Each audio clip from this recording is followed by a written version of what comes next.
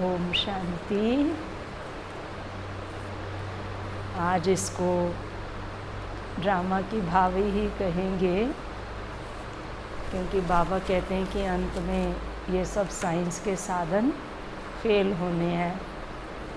तो ड्रामा पहले से ही हमको ये पाठ पक्का करा रहा है कि कहीं भी कभी भी कुछ भी हो सकता है, उसके लिए एवर रेडी रहो।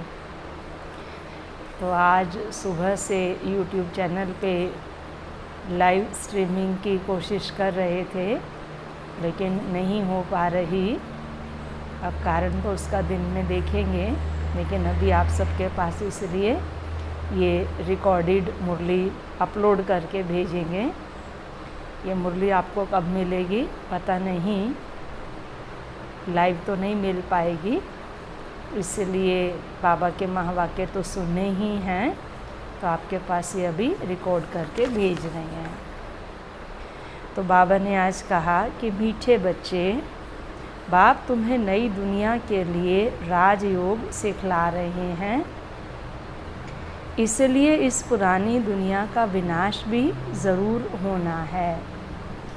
प्रश्न है, मनुष्यों में कौन सी एक अच्छी आदत पड़ी हुई है लेकिन उससे भी प्राप्ति नहीं होती? तो बाबा ने कहा, मनुष्यों में भगवान को याद करने की जैसे आदत पड़ी हुई है। जब कोई बात होती है तो कह देते हैं हे भगवान, सामने शिवलिंग आ जाता है, लेकिन यथार्थ पहचान न होने के कारण प्राप्ति नहीं होती है। फिर कह देते सुख दुख सब वही देता है। अब तुम बच्चे ऐसे नहीं कहेंगे। ओम शांति। बाप जिसको रचता कहा जाता है, किसका रचता? नई दुनिया का रचता। नई दुनिया को कहा जाता है स्वर्ग व सुख धाम। नाम कहते हैं परंतु समझते नहीं हैं। कृष्ण के मंदिर को भी सुख धाम कहते हैं। अब वह तो हो गया छोटा मंदिर, कृष्ण तो विश्व का मालिक था। बेहद के मालिक को जैसे कि हद का मालिक बना देते हैं, कृष्ण के छोटे से मंदिर को सुख धाम कहते हैं। बुद्धि में यह नहीं आता है कि वह तो विश्व का मालिक था, भारत में ही रहने वाला था। तुमको भी पहले कुछ पता नहीं था, बाप को तो सब कुछ पता है। वह सृष्टि के आदि मध्य अंत को जानते हैं। अभी तुम बच्चे जानते हो, दुनिया में तो यह भी किसको पता नहीं है ब्रह्मा विष्णु शंकर कौन हैं। शिव तो है ऊंचते ऊंच भगवान। अच्छा, फिर प्रजापिता ब्रह्मा कहाँ से आया? है तो मनुष्य ही। प्रजापिता ब्रह्मा तो जरूर यहाँ ही चाहिए ना, जिससे ब्राह्मण पैदा हों। प्रजापिता माना ही मुख से अडॉप्ट करने वाला, तुम हो मुख वंशावली। अब तुम जानते हो कि कैसे ब्रह्मा को बाप ने अपना बनाकर मुख वंशावली बनाया है। इनमें प्रवेश भी किया, फिर कहा कि यह हमारा बच्चा भी है।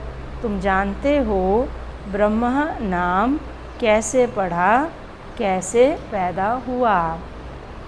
यह और कोई नहीं जानते हैं, सिर्फ महिमा गाते हैं कि परमपिता परमात्मा ऊंचते ऊंच है। परंतु यह कोई की बुद्धि में नहीं आता कि ऊंचते ऊंच बाप है। वह सभी आत्माओं का, हम सभी आत्माओं का वह पिता है। वह भी बिंदु रूपी है। उनमें सृष्टि के आदि मध्य अंत का ज्ञान है। यह नॉलेज भी तुमको अभी मिली है। पहले ज़रा भी यह ज्ञान नहीं था। मनुष्य सिर्फ कहते रहते हैं ब्रह्मा विष्णु शंकर, परंतु जानते कुछ भी नहीं। तो उन्हों को ही समझाना है। अभी तुम समझदार बने हो, जानते हो कि बाप ज्ञान का सागर है, जो हमको ज्ञान सुनाते हैं, पढ़ाते हैं। यह राजयोग है ही सतयुग नई दुनिया के लिए, तो ज़रूर पुरानी दुनिया का विनाश होना चाहिए। उसके लिए यह महाभारत लड़ाई है। आधा कल्प से लेकर तुम भक्ति मार्ग के शास्त्र पढ़ते आए हो। अब तो बाप से डायरेक्ट सुनते हो। बाप कोई शास्त्र नहीं बैठकर सुनाते हैं। जप तप करना, शास्त्र आदि पढ़ना, यह सब भक्ति है। अब भक्तों को भक्ति का फल चाहिए, क्योंकि मेहनत करते ही हैं भगवान से मिलने के लिए। बाबा कहते, परंतु ज्ञान से है सद्गति। ज्ञान और भक्ति दोनों इकट्ठे चल न सके। अभी है ही भक्ति का राज्य, सब भगत हैं। हर एक के मुख से वो गॉड फादर जरूर निकलेगा। अब तुम बच्चे जानते हो कि बाप ने अपना परिचय दिया है कि मैं छोटी सी बिंदु हूँ। मुझे ही ज्ञान का सागर कहते हैं। मुझ बिंदु में सारा ज्ञान भरा हुआ है। आत्मा में ही नॉलेज रहती है। अभी तुम बच्चे समझते हो कि उनको परम पिता परमात्मा कहा जाता है। वह है सुप्रीम सोल, अर्थात सबसे ऊंच से ऊंच पतित पावन बाप ही सुप्रीम है। मनुष्य हे भगवान कहेंगे तो शिवलिंग ही याद पड़ेगा। वह भी यथार्थ रीति से नहीं, एक जैसे कि आदत पड़ गई है कि भगवान को याद करना है। भगवान ही सुख दुख देता है। अभी तुम बच्चे ऐसे नहीं कहेंगे। तुम तो जानते हो कि बाप सुखदाता है। सतयुग में सुख धाम था, वहाँ दुख का नाम नहीं था। कलयुग में है ही दुख, यहाँ सुख का नाम ही नहीं। यहाँ क्या है? दुख ही दुख है, सुख का नाम नहीं। बाबा कहते ऊंचते ऊंच भगवान वह है सर्वात्माओं का बाप। बाबा कहते यह किसको पता नहीं है कि आत्माओं का बाप भी है। कहते भी हैं हम सब ब्रदर्स हैं, तो ज़रूर सब एक बाप के बच्चे ठहरे ना। कोई फिर कह देते कि वह तो सर्वव्यापी है, तेरे में भी है मेरे में भी है। अरे तुम तो आत्मा हो, यह तुम्हारा शरीर है। फिर तीसरी चीज़ कैसे हो सकती है? आत्मा को परमात्मा थोड़ी कहेंगे, जीव आत्मा कहा जाता है, जीव परमात्मा नहीं कहा जाता। फिर परमात्मा सर्वव्यापी कैसे हो सकता? बाप सर्वव्यापी होता तो फिर फादरहुड हो जाता। फादर को फादर से वर्षा थोड़ी मिलेगा, बाप से तो बच्चा ही वर्षा लेता है। सब फादर कैसे हो सकते? इतनी छोटी सी बात भी कोई की समझ में नहीं आती है। तब बाप कहते हैं, बच्चे हमने आज से 5000 वर्ष पहले तुमको कितना समझदार बनाया था। तुम एवर हेल्दी वेल्दी समझदार थे, इससे जास्ती समझदार कोई हो नहीं सकता। अभी तुमको जो समझ मिलती है यह फिर वहाँ नहीं होगी। वहाँ यह थोड़ी मालूम रहता कि हम फिर गिरेंगे। यह मालूम हो तो फिर सुख की भासना ही ना आए। यह ज्ञान फिर प्रायः लोप हो जाता है। यह ड्रामा का ज्ञान सिर्फ अभी तुम्हारी बुद्धि में है। ब्राह्मण ही अधिकारी रहते हैं। तुम्हारी बुद्धि में है कि अब हम ब्राह्मण वर्ण के हैं। ब्राह्मणों को ही बाप ज्ञान सुनाते हैं, ब्राह्मण फिर सबको सुनाते हैं। गायन भी है कि भगवान ने आकर स्वर्ग की स्थापना की थी, राजयोग सिखाया था। देखो कृष्ण जयंती मनाते हैं, समझते हैं कि कृष्ण वैकुंठ का मालिक था, परंतु वह विश्व का मालिक था, यह बुद्धि में नहीं आता। जब उनका राज्य था तो और कोई धर्म नहीं था, उनका ही सारे विश्व पर राज्य था और यमुना के किनारे था। अब तुमको यह कौन समझा रहे हैं? भगवानुवाच। बाकी वह जो भी वेद शास्त्र आदि सुनाते हैं वह हैं भक्ति मार्ग के। यहाँ तो खुद भगवान तुमको सुना रहे हैं। बाबा कहते तो अभी तुम समझते हो हम पुरुषोत्तम बन रहे हैं, तुमको ही यह बुद्धि में है कि हम शांति धाम के रहने वाले हैं, फिर हम आकर 21 जन्मों की प्रारब्ध भोगेंगे। तुम बच्चों को अंदर में गदगद होना चाहिए कि बेहद का बाबा शिव बाबा हमको पढ़ा रहे हैं। वह ज्ञान का सागर है, सृष्टि के आदि मध्य अंत को जानता है।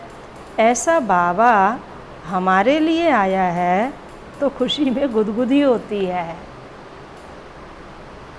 होती है गुदगुदी, पूछना अपने आप से। बाबा को कहते हैं, बाबा हमने आपको अपना वारिस बनाया है। बाप बच्चों पर वारी जाते हैं। बच्चे फिर कहते हैं कि भगवान आप जब आएंगे तो हम आप पर वारी जाएंगे, अर्थात आपको बच्चा बनाएंगे। तो बनाया आप सब ने बाबा को बच्चा। अधिकतर भाई बहनें क्या कहते हैं, हम तो बाबा को बाबा ही बनाते हैं, बच्चा नहीं बना सकते। लेकिन बाबा बार बार क्या कहते हैं, मुझे बच्चा ज़रूर बनाओ। क्यों? क्योंकि बच्चे के प्रति जो त्याग माता पिता करते हैं, जो उसके प्रति तपस्या करते हैं, जो सेवा करते हैं, वो किसी के प्रति नहीं कर सकते हैं। तो बाबा कहते यह भी अपने बच्चों को ही वारिस बनाते हैं। बाबा को वारिस कैसे बनाएंगे, यह भी गुह्य बात है। अपना सब कुछ एक्सचेंज करना इसमें बुद्धि का काम है। गरीब तो झट एक्सचेंज कर लेंगे, साहूकार मुश्किल करेंगे। जब तक कि पूरी रीति ज्ञान ना उठावें, इतनी हिम्मत नहीं रहती। गरीब तो झट कह देते, बाबा हम तो आपको ही वारिस बनाएंगे, हमारे पास रखा ही क्या है। वारिस बनाकर फिर शरीर निर्वाह भी अपना करना है, सिर्फ ट्रस्टी समझकर रहना है। युक्तियाँ बहुत बताते रहते हैं, बाप तो सिर्फ देखते हैं कि कोई पाप कर्म में पाप कर्म में तो पैसे खराब नहीं करते हैं, मनुष्य को पुण्य आत्मा बनाने में पैसा लगाते हैं। सर्विस भी कायदे सिर करते हैं। यह पूरी जांच करेंगे, फिर सब राय देंगे।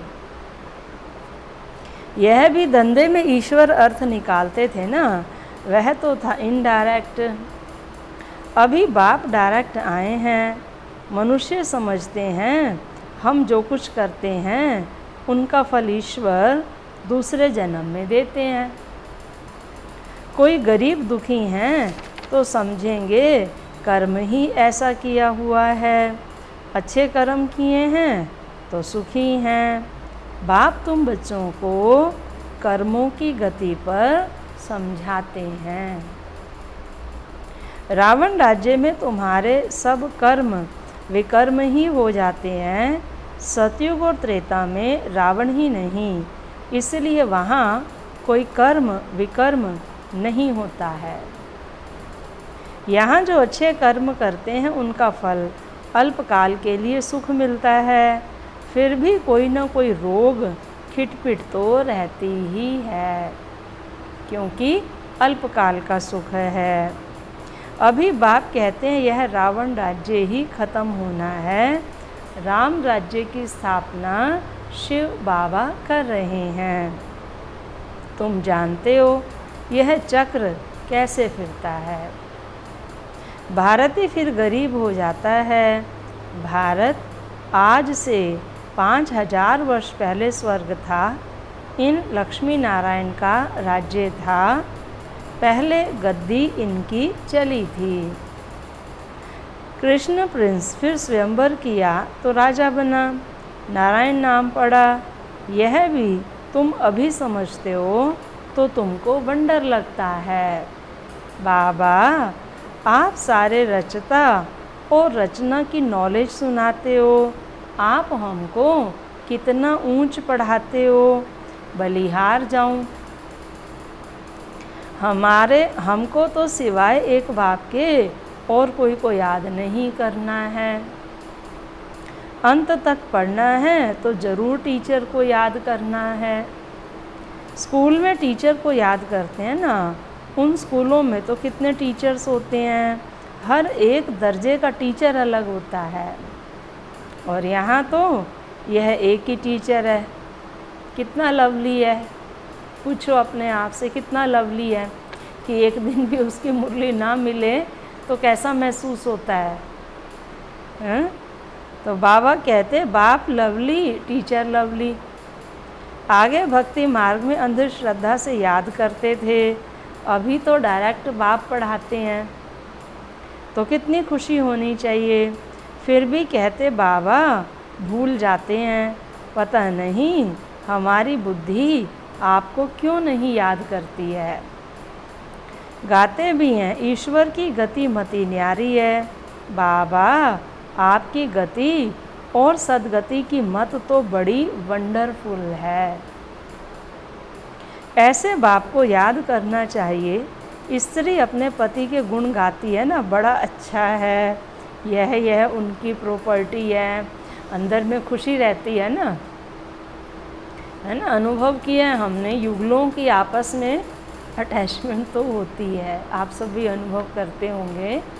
भले ज्ञान आ गया है, लेकिन ज्ञान आने के बाद भी जो एक दूसरे के प्रति भाव रहते हैं वो अटैचमेंट के भाव तो हैं। तो बाबा कहते यह तो पतियों का पति बापों का बाप है, इनसे कितना हमको सुख मिलता है और सबसे तो दुख मिलता है। हाँ, टीचर से सुख मिलता है क्योंकि पढ़ाई से इनकम होती है। गुरु हमेशा किया जाता है वानप्रस्थ में। बाप भी कहते हैं मैं वानप्रस्थ में आया हूँ। यह भी वानप्रस्थी, मैं भी वानप्रस्थी, यह सब मेरे बच्चे भी वानप्रस्थी हैं। बाप टीचर गुरु तीनों ही इकट्ठे हैं।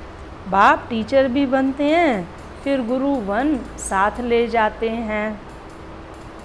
उस एक बाप की ही महिमा है। यह बातें और कोई शास्त्र आदि में नहीं है। बाबा हर बात अच्छी रीति समझाते हैं। इनसे ऊंची नॉलेज कोई होती नहीं, ना जानने की दरकार रहती है। हम सब कुछ जानकर विश्व के मालिक बन जाते हैं और जास्ती क्या करेंगे। पाना था सो पा लिया। बाबा कहते बच्चों की बुद्धि में यह हो तब खुशी में और उसी याद में रहें। पुण्य आत्मा बनने के लिए याद में जरूर रहना है। माया का धर्म है तुम्हारे योग को तोड़ना, उसका धर्म है। बाबा कहते योग में ही माया विघन डालती है, भूल जाते हो। माया के तूफान बहुत आते हैं, यह भी ड्रामा में नूंद है। सबसे आगे तो यह है, तो इनको सब अनुभव होते हैं। पहले हर परीक्षा किसके पास आई? ब्रह्मा बाबा के पास आई ना, और उसके सामने तो कोई एग्जाम्पल भी नहीं था। हमारे सामने तो हमारे ब्रह्मा बाबा, हमारी दादियाँ, हमारी दीदियाँ, वरिष्ठ हमारे सब अनुभवी हैं जो हमको राय देते हैं। लेकिन ब्रह्मा बाबा के आगे तो कोई भी नहीं था। बाबा कहते मेरे पास जब आए तब तो सबको समझाऊं ना, यह सब माया के तूफान आएंगे। बाबा के पास भी आते हैं, तुमको भी आएंगे। माया का तूफान ही ना आए, योग लगा ही रहे तो कर्मातीत अवस्था हो जाए, फिर हम यहाँ रह ना सकें। कर्मातीत अवस्था हो जाएगी तो फिर सब चले जाएंगे। शिव की बारात गाई हुई है ना, शिव बाबा आए तब हम सब आत्माएं जाएं। शिव बाबा आते ही हैं सबको ले जाने। सतयुग में इतनी आत्माएं थोड़ी होंगी। अच्छा, मीठे मीठे सिक्की लधे बच्चों प्रति माता पिता बाप दादा का याद, प्यार और गुड मॉर्निंग। रूहानी बाप की रूहानी बच्चों को नमस्ते। रूहानी बच्चों की रूहानी बाप दादा को नमस्ते नमस्ते नमस्ते। सार है, शिव बाबा को अपना वारिस बनाकर सब कुछ एक्सचेंज कर देना है। वारिस बनाकर शरीर निर्वाह भी करना है। ट्रस्टी समझकर रहना है। पैसे कोई भी पाप कर्म में नहीं लगाने हैं। दूसरा है, अंदर खुशी में गुदगुदी होती रहे कि स्वयं ज्ञान का सागर बाबा हमको पढ़ा रहे हैं। पुण्य आत्मा बनने के लिए याद में रहना है। माया के तूफानों से डरना नहीं है। आज का वरदान है, रूहानियत की स्थिति द्वारा व्यर्थ बातों का स्टॉक खत्म करने वाले खुशी के खजाने से संपन्न भव। रूहानियत की स्थिति द्वारा व्यर्थ बातों के स्टॉक को समाप्त करो, नहीं तो एक दो के अवगुणों का वर्णन करते बीमारी के जर्म्स वायुमंडल में फैलाते रहेंगे। इससे वातावरण पावरफुल नहीं बनेगा। आपके पास अनेक भावों से अनेक आत्माएं आएंगी, लेकिन आपकी तरफ से शुभ भावना की बातें ही ले जाएं। यह तब होगा जब स्वयं के पास खुशी की बातों का स्टॉक जमा होगा। यदि दिल में किसी के प्रति कोई व्यर्थ बातें होंगी तो जहाँ बातें हैं वहाँ बाप नहीं पाप है। और स्लोगन आज का, स्मृति का स्विच ऑन हो तो मूड ऑफ हो नहीं सकती। स्मृति का स्विच ऑन हो तो मूड ऑफ हो नहीं सकती। अच्छा, ओम शांति। अभी हम सभी 2 मिनट के लिए बाबा को याद करेंगे और आज प्यारे बाबा के भोग का दिन भी है। अभी बाबा को भोग भी लगाएंगे। आप सभी भी अपने घरों में कुछ भी मीठा बनाकर अपनी श्रद्धा अनुसार बाबा को ज़रूर भोग स्वीकार कराना। तो अभी हम सभी 2 मिनट के लिए बाबा की याद में बैठेंगे।